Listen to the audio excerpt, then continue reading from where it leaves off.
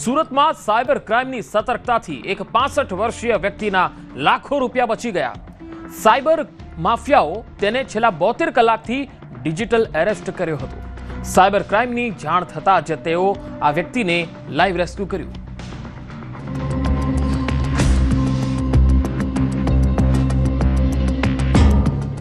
સૌથી પહેલા તો તમે આ વિડિયો જોઈ લો। अच्छा बहुत टाइम हो चुका है इस चीज में है कि ट्रीटमेंट के अंदर बहुत टाइम अच्छा अच्छी तरह से तो क्या बता अच्छा જેમાં એક 62 વર્ષીય વૃદ્ધ પોતાના ઘરમાં ફોન પર કોઈ સાથે વિડિયો કોલ પર વાત કરી રહ્યા છે। बिना देखे समझ सकता हूँ बिना देखे मैं ना अच्छा समझ गया हाँ कौन है आपकी आजू बाजू आप मुझे क्या बता रहे हो मैं आपको बता रहा हूँ मैं अच्छी तरह समझ અને તેની સામે કેટલાક પોલીસના જવાનો પણ ઊભા છે। આ સમગ્ર દ્રશ્યો ડિજિટલ અરેસ્ટના છે। આ વ્યક્તિને સાયબર માફિયાઓએ મોટા કેસમાં ફસાવવાની ધમકી આપી। अच्छा आइए जरा सामने कौन है आपका हाँ मेरे सामने बुलाइए हाँ પોતાની જાતને સીબીઆઈના ઓફિસર ગણાવ્યા અને લાખો રૂપિયા પડાવી લેવાનો કારસો ઘડ્યો। मेरा भाई है મને ને મારી વાઈફ ને આ 2 દિવસથી ઘરની બહાર નહીં જવાનું કોઈને વાત નહીં કરવાની આ રીતે ઘરમાં એરેસ્ટ રૂમમાં જે કરી રહ્યા છે। હવે તમે ડિજિટલ અરેસ્ટનું આ લાઈવ રેસ્ક્યુ જોઈ લો। अच्छा बहुत टाइम हो चुका है इस चीज में है कि ट्रीटमेंट के अंदर बहुत टाइम अच्छा अच्छी तरह से तो क्या बता अच्छा आपके आजू बाजू कौन है कौन खड़ा है कौन नहीं खड़ा है अच्छी तरह से अच्छा बिना देखे मैं समझ सकता हूँ बिना देखे समझ सकता हूँ बिना देखे मैं ना अच्छा समझ गया हाँ कौन है आपके आजू बाजू आप मुझे क्या बता रहे हो मैं आपको बता रहा हूँ मैं अच्छी तरह समझ सकता हूँ आप क्या बता रहे हो अच्छा साफ साफ पॉइंट पे आइए ना आपके सामने कौन है खड़े जरा मैं भी बुलाइए जरा हम बात करते हैं जरा सामने लेके आइए अच्छा आइए जरा सामने कौन है आपका हाँ मेरे सामने बुलाइए हाँ बुलाइए जरा सामने मेरा भाई है मेरा भाई है बुलाइए आपके भाई को।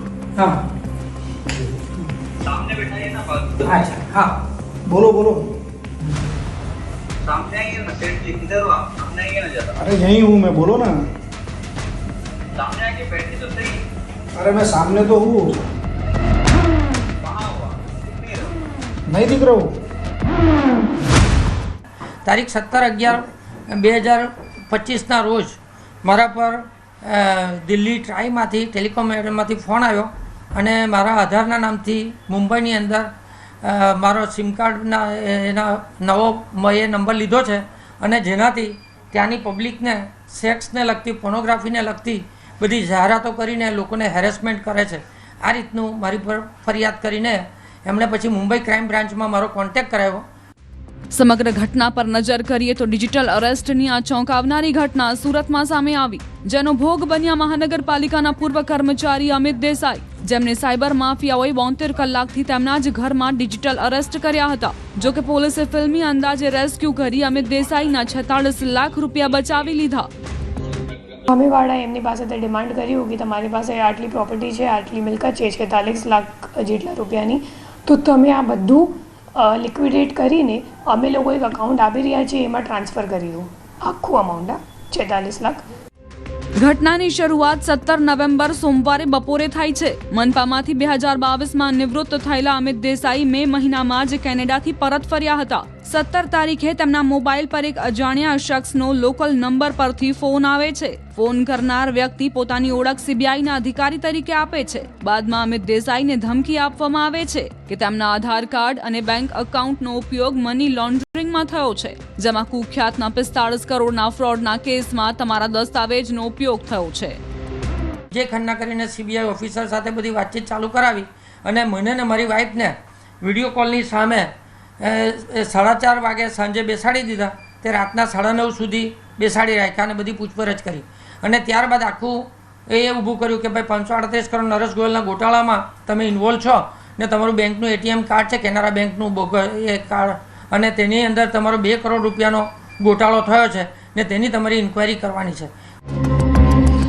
આ સાંભળી અમિતભાઈ પહેલા તો ચોંકી ગયા. અમિતભાઈ કંઈ સમજે તે પહેલા જ તેમના વોટ્સએપ પર SBI અને CBIના લેટર પેડ પર લખેલા નકલી ડોક્યુમેન્ટ અને વોરંટ મોકલવામાં આવ્યા. સાયબર માફિયા એટલા શાતિર હતા કે તેમની જાળમાં અમિતભાઈ ફસાઈ ગયા.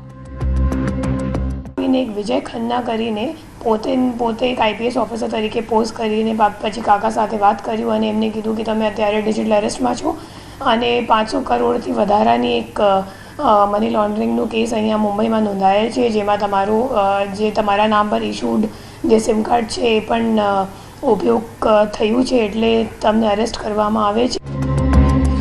એટલું જ નહીં, અમિત દેસાઈને વધારે ધમકાવવા માટે તેમને ડિજિટલ અરેસ્ટ કરાયા. 17 તારીખ સોમવારના દિવસથી જ તેમને વિડીયો કોલ ચાલુ રાખવાની ફરજ પાડવામાં આવી.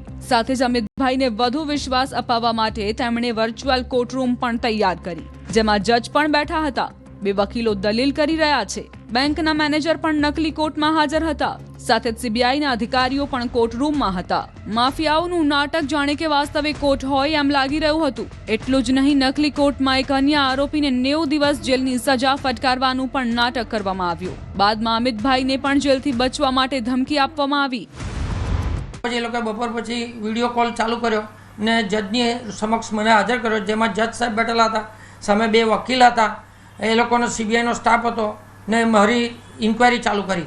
ને ત્યાર પછી મારી સાથે એક બીજા કેનરા બેંકના ગૌતમ આર્ય મેનેજર છે, એ રીતે બીજા ભાઈને પણ રજૂ કરેલા હતા ને જેમનું પહેલાં હિયરિંગ કરીને તેમને ગુનો કબૂલી લીધો અને એમને 90 દિવસની કસ્ટડી સોંપવામાં આવી. પેરેલલી એ લોકો એમની પાસે જેટલી પણ મિલકતની વિગત છે એ મેળવી લીધી, જેમાં એમને મ્યુચ્યુઅલ ફંડનું વેલ્યુએશન સ્ટેટમેન્ટ થઈ ગયું, પછી બેંકમાં કેટલા ખાતાઓ છે અને ખાતાઓમાં કેટલા બેલેન્સ છે એ તમામની માહિતી, પછી કેટલી પ્રોપર્ટી છે એમની પાસે, એ બધીની માહિતી એ લોકોએ સામેવાળાએ મેળવી લીધી મુંબઈ ક્રાઇમ બ્રાન્ચ ઓફિસર તરીકે પોસ્ટ કરીને. અને સાથે સાથે એમની સામે ડિજિટલ અરેસ્ટમાં જ એમને કંઈક કોર્ટમાં હિયરિંગ પણ થઈ ગઈ વર્ચ્યુઅલી, અને કોર્ટે એમને શું કહેવાય એક્વિટલ પણ આપી દીધું. આવું બધું થયું હતું એમની સાથે. સતત 2 દિવસથી અમિતભાઈ ઘરમાં ડિજિટલ અરેસ્ટ હતા.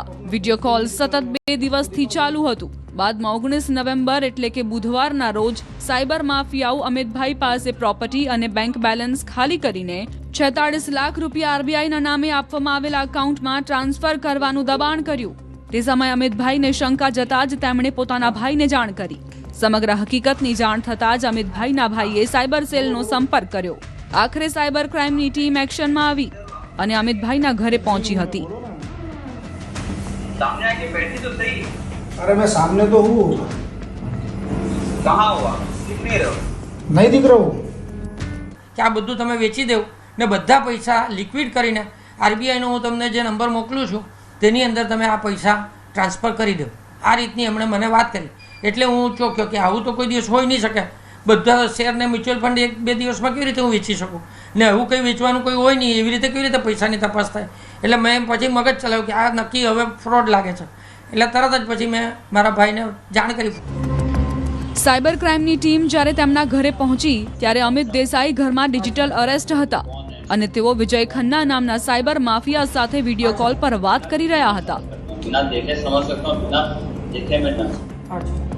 પોલીસ જવાનો ધીરેથી ઘરમાં પ્રવેશ કરે છે, પરંતુ ઘરમાં કોઈ આવ્યું હોવાની આશંકા સાયબર માફિયાને આવી ગઈ હતી. બાદમાં પોલીસ કર્મીએ જ મોબાઈલ પર માફિયા સાથે વાત કરી. सामने बैठाइए ना बात. હા बोलो बोलो.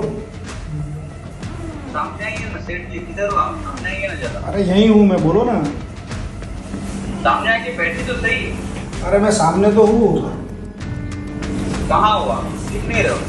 नहीं दिख रहा हूँ. આખરે માફિયાને પોલીસની જાણ થતાં જ તેણે ફોન કટ કરી નાખ્યો હતો. પોલીસ સમગ્ર કેસમાં સતર્કતા અને તાત્કાલિક પગલાં ભરતા અમિત દેસાઈની જિંદગીભરની કમાણી બચી ગઈ.